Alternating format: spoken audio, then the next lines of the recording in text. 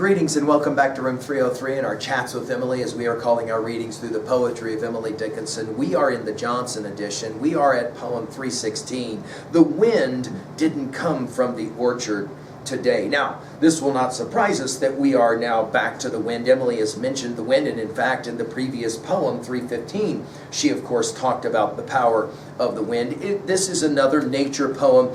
Here we are celebrating the wind, and of course we're going to mention Shelley's Ode to the West Wind, which probably stands behind some of this. The famous prophecy at the end, if winter come, can spring be far behind? Now our assumptions are that you've been following our stuff at learnstrong.net.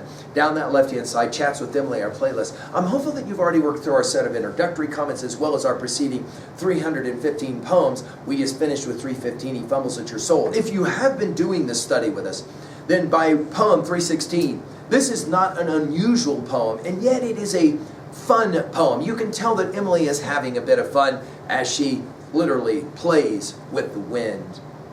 The wind didn't come from the orchard today, further than that, nor stop to play with the hay, nor joggle a hat. He's a transitive fellow, very, rely on that. If you leave a bird at the door, we know he has climbed a fir, but the fir is where? Declare, were you ever there?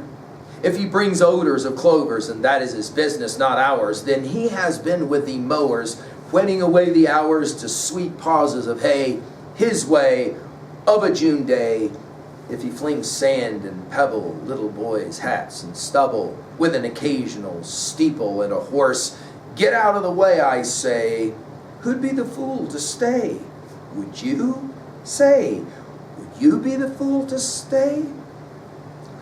Now, we called our series Chats with Emily for a number of reasons. One of them is a poem like this that clearly posits Emily speaking directly to you, the reader, in ways that we are familiar as we did our study of Walt Whitman's Leaves of Grass. We call that series Talks with Walt, where we did all of the poems of the deathbed edition of Leaves of Grass. They're all posted at learnstrong.net as well, and I certainly encourage you to enjoy that. For example, do you remember in Brooklyn Ferry the way that Walt would speak directly to the reader? Here, the game gets played again, and I think it is a game, and I think, you know, people that say, oh, Emily, she's such a downer poet, I'm so morose, clearly haven't read a poem like 316 where she is having a bit of fun. Transitive, of course, is the key word of the poem here. That is to say, the wind is very much like Emily and her gaming and her playing. She can move from a poem like the one we just saw in 315 that is so heavy in regards to anticipation of uncertainty and the like, the perplexity of it all, now to the wind here. Notice she'll say, the wind didn't come from the orchard today. Further than that, in other words, the wind came in, maybe blowing harshly and that kind of thing, nor did it stop to play with the hay. We'll obviously get to the mowers in a little bit. Emily obviously has spent quite a bit of time in her life watching the hay mowers on her father's own property in the meadows there, nor stop to play with the hay, nor joggle a hat. You gotta love that she uses that word joggle here.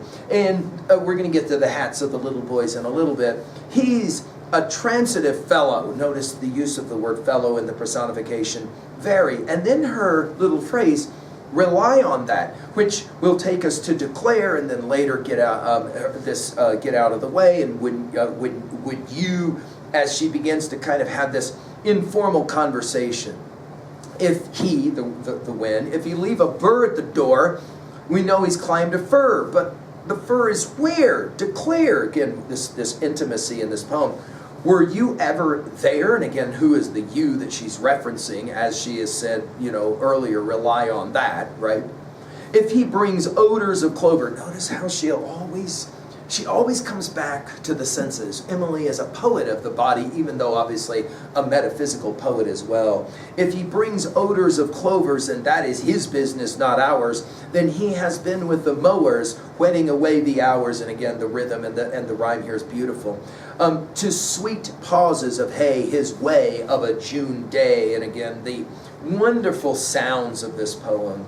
If he fling sand and pebble, now all of a sudden we're thinking about wind as it's maybe spinning tornado-like. Little boys' hats and stubble with an occasional steeple. In other words, you know, the church steeple can itself be damaged. And a horse, get out of the way, I say. And again, this is the declaring, right, of the wind. cannot help but think of Shelley's Ode to the West Wind in a poem like this. Who'd be the fool to stay?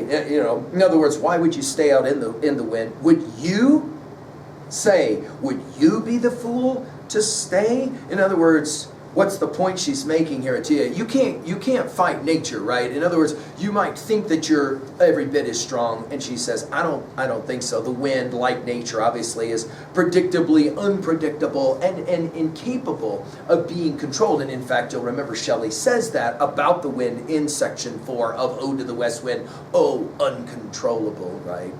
At 2b, I'll just point out the conversational voice. Again, Chats with Emily as we're calling our series.